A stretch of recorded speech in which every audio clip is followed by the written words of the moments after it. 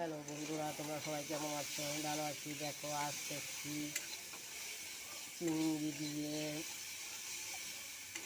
বেগুন দিয়ে, আলু দিয়ে মশলাটা ভালো করে কষিয়ে নিয়েছি। জিরে বাটা, কাঁচা লঙ্কা, আদা বাটা দিয়েছি আর পেঁয়াজ সম্বাদ দিয়ে মশলাটা ভালো করে কষিয়ে এখানে আলু বেগুন ভাজা রেখেছিলাম ভেজে, এটা দিয়ে দিলাম। দিয়ে ভালো করে দাঁড়িয়ে দেবো।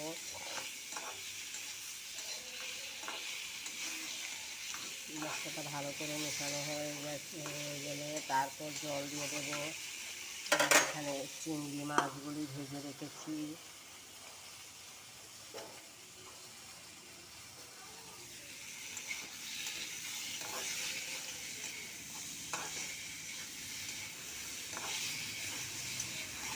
মশলাটা ভালো করে কষানো হয়ে গেছে। এখন জল দিয়ে দেবো। জল দিয়ে দিয়েছি। ঠিক আছে বন্ধুরা, টাটা। নেক্সট ভিডিওতে দেখা হবে। তারপর মাছটা দিয়ে জাল উঠে গেলে তরকারিটাও একটু ভালো করে সেদ্ধ হবে, একটু সময় লাগবে। তারপর চিংড়ি মাছটা দিয়ে দেবো। চিংড়ি মাছটা এখানে ভেজে রেখেছি। ঠিক আছে বন্ধুরা, টাটা। নেক্সট ভিডিওতে দেখা হবে আবার।